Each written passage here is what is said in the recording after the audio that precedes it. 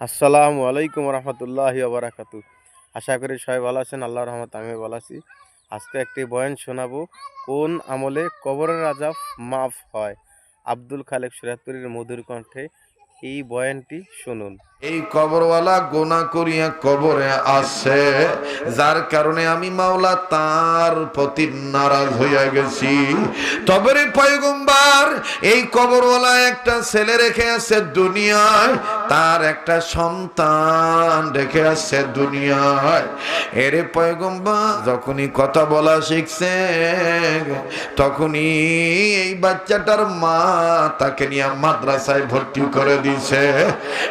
পয়গম্বর মাদ্রাসায় যখন ভর্তি হইল, যার খাতিরে আমি বাচ্চাটার খাতিরে তার বাপকে মাফ করিয়া দিলাম, পয়গম্বর ডাক দিয়ে বলে, আল্লাহ,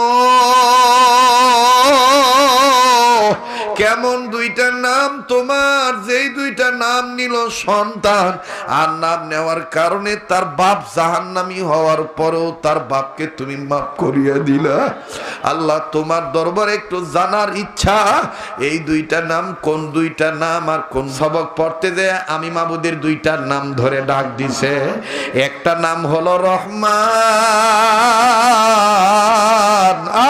মায়া লাগা একটা ডাক দেন না, দেন না, বলেন না আল্লাহ, বলেন না আল্লাহ। দুই নম্বর নাম হলো রহিম। এ পয়গম্বর, এই বাচ্চাটা প্রথম সবক পড়ছে বিসমিল্লাহির রহমানির রহিম। গুনাহ নাই। যেই বাচ্চাটা মাসুম বাচ্চা, এই মাসুম বাচ্চা যদি বলে আমি আল্লাহ রহমান, আমি আল্লাহ রহিম, আমি আল্লাহ রহমান রহিম আল্লাহ হইয়া কেমনে পারি এই বাচ্চার বাবার কবরে আযাব দিতে? এই বাচ্চাটার সবক পড়ার খাতির আমি তার বাপকে মাফ করে জান্নাতি বানিয়ে দিছি। এই মাদ্রাসাতেও কিন্তু বাচ্চারা এই সবকটা পড়ে বিসমিল্লাহির রহমানির রহিম। হাকিমুল উম্মত আশরাফ আলী থানভী এই কথাই লেখেন, উম্মতে মুহাম্মদীদের জাহান্নাম থেকে বাঁচার মাধ্যম হলো মাদ্রাসা শিক্ষা ব্যবস্থা কায়েম করা।